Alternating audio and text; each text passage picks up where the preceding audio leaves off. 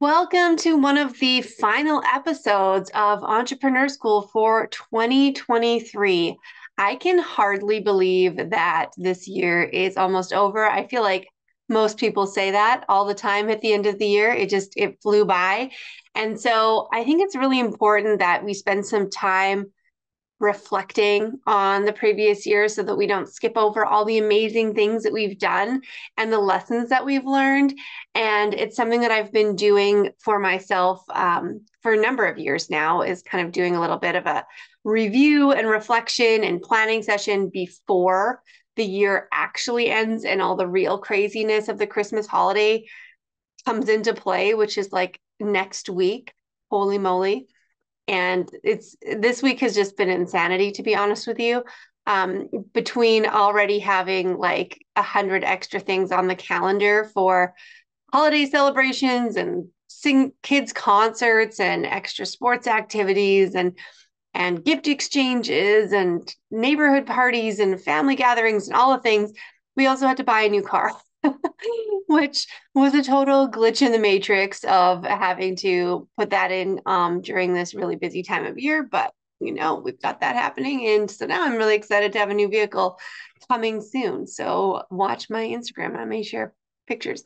Anyways, so I wanted to do today is have a little bit of like a behind the scenes episode, more of like the journal entry from on my part of what's been going on here and what are some of like the biggest lessons and takeaways from 2023, as well as a few things that I'm really excited about for the next year coming up. And I encourage you as well to think about doing a process like this for yourself, at least spending a little bit of time looking at your last year before you forget. Like I remember I used to go, I get the week off. I've pretty much taken the week off between Christmas and New Year's for, I don't know, a decade or more now. And that whole going back to work in January, you can't remember how to operate your computer, let alone what you just actually accomplished for the last year. So taking some time to just think, even if you can carve out an hour or 2 hours to do that before you forget, it'll be really beneficial for you. So I'm going to jump in now with my top lessons from 2023. And I would say that you probably won't guess what any of these things are that I'm about to share with you. I was a little bit surprised myself because as I was going through the process, I just sort of did that, intuitive writing where you just, whatever comes out, comes out.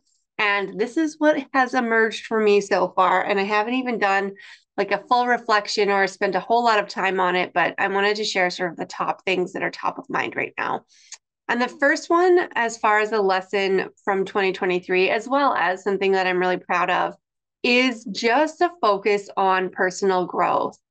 For me, it was all about recognizing my need to give myself space and also grace for grief.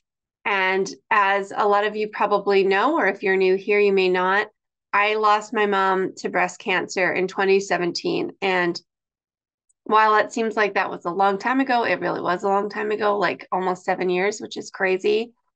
It's not something that actually goes away, right? You don't actually really get over it. And grief comes up and shows up and takes over at a lot of the time, very inopportune times. So I have learned to manage it and accept it and lean into it and allow it a lot better this year because I had to. I got to a point where I actually took an entire month off. I called it my month of being on strike, but it was really led by the fact that I was really heavily grieving during my mom's anniversary month. And normally I would just try and kind of push through that and be like, no, it's not one of the days that I allow myself to be sad, but I needed to allow it more and explore the feelings more and get support.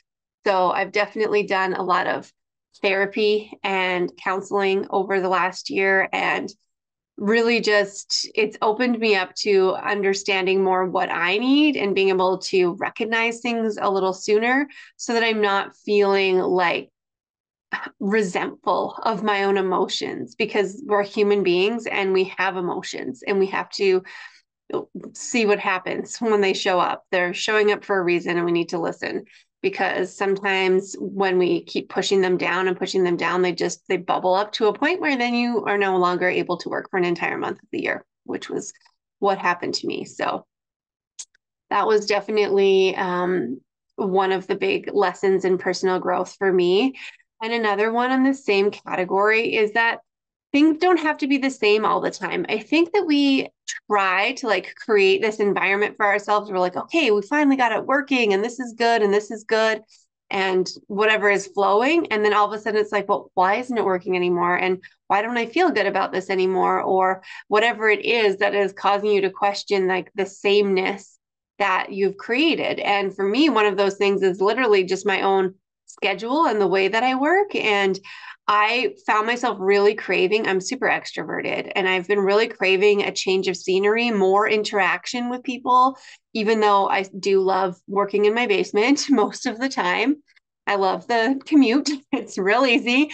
But at the same time, I noticed that if I go a couple of days or especially an entire week without leaving my house, other than to take my kids to their sporting activities, I feel like trapped. And then I get angry and then I get resentful or other negative emotions start to show up. So I'm really going to be intentionally working to ensure that I have more variety in what my days actually look like because it's starting to feel a little monotonous now after 6+ years of doing this myself. So that is another takeaway that I am leaving 2023 with.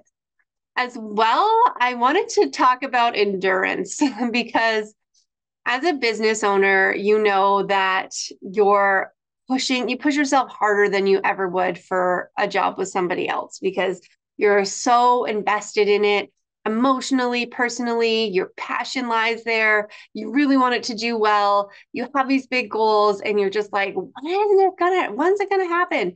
And the reality is running a business is a marathon. Like you need long-term endurance. And what I've realized now after 6 years, like climbing mountains and then having these dips and all of the stuff. And honestly, 2023 has been quite a dip down, like not an upward projection year for just let's just keep it at that as far as the summary goes.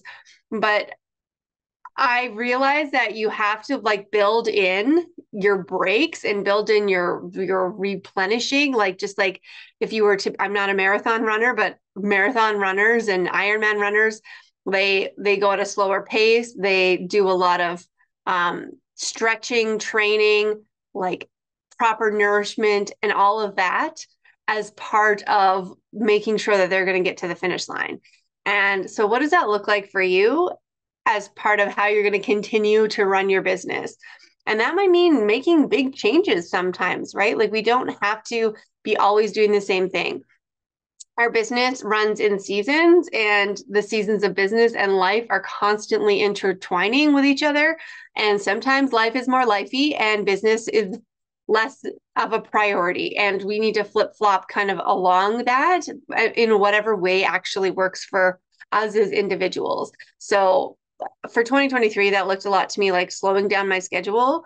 I blocked a lot of my calendar off. I would say that I worked approximately 20 to 30 hours a week at the most, with very few exceptions for the entire year, which has been a nice cadence. It's given me space to do some other things. Like I took up paddleboarding this year and I got out into the mountains and I rode my bike a little bit more. And I got to have some of those other experiences that I really want and need for myself, for my own mental health and all of that. So think about your endurance when it comes to your business and what you need in order to continue to push forward in a way that actually feels doable.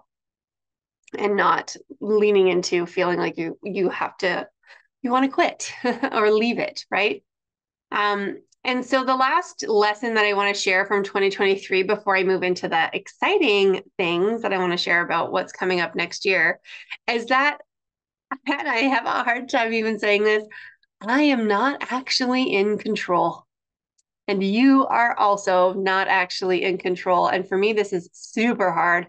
One of my personality traits as an Enneagram 8 is that my core value is being in control. And my core fear is not being in control.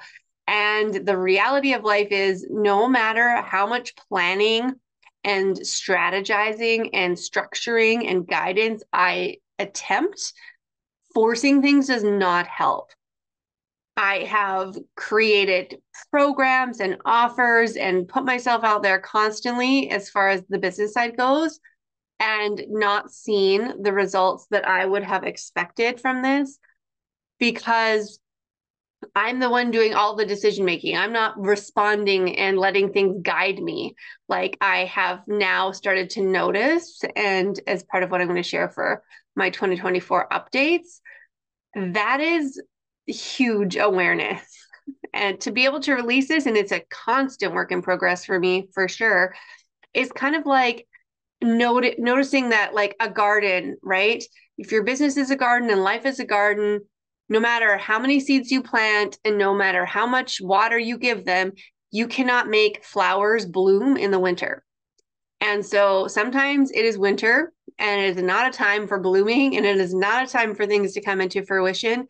And we are all on our different pace. We are all on our own schedules and they're not necessarily what we want them to be, which is really hard to accept. So I'm continuing on my journey of pursuing the ambition that I have to set goals, to do what I want to do, to create what I want to create with my business, but also to feel more peace and presence simultaneously in the process. This has been a topic of conversation on the podcast quite a lot with guests and such, because it's a challenging dichotomy to navigate. And it always will be. But I think the first step is always awareness of that this exists and that we're working towards it and coming back to it and being just a little bit more, graceful with yourself in the process. So, oh, I almost have like a knot in my throat from saying, I am not in control. Maybe that's what my affirmation needs to be on a daily basis to remind me that that's the truth. It really is. So let's go into what I'm most excited about for next year. And it's really interesting because this first one truly has come as a result of finally like being more responsive and listening to what people are asking me for and starting to notice what I'm actually truly good at. And it's oddly surprising to me that it's going back to my roots and doing more PR. So I have a degree in public relations. My entire career has been in PR. However, a lot of it has been corporate. And that's where I've been like, no, that's not what I want to do. But I do still do the core aspects of PR as part of my daily personal business growth and also the way that I've supported clients for the entirety of my entire business. But I'm just noticing this now. So, what is PR? I actually looked up an article on Forbes, and it was talking about PR for entrepreneurs specifically. And what it said was it enables entrepreneurs to recognize and present their value, know-how, and benefits to the public, which is necessary for sustainable business development. So, yes, it is all about showcasing what you're good at and what you want to be known for.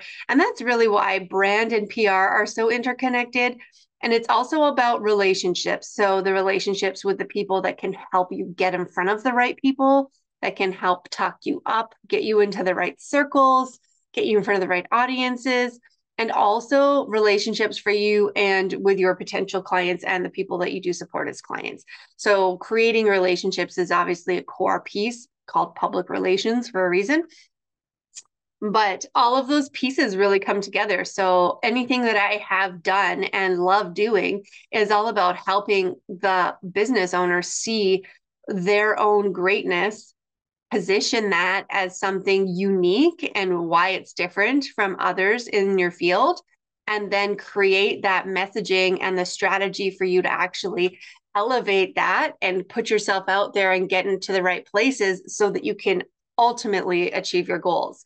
So part of my PR new PR offerings moving into 2024 is I have already built a new media product that is a digital product, low ticket, that's going to be available in the new year, all around media strategy and pitching and what media want and how you can add this particular strategy into your own visibility plan for the new year. And I'm also offering some media strategy support on a one-on-one basis. So I'm working with a client right now on this, and it's really awesome because I get to extract all of her expertise and beliefs and opinions and really figure out the key messages and themes that help her to be a thought leader in her industry and that she can go out and share through media in order to grow her own brand and reach more clients. So I'm really excited about that.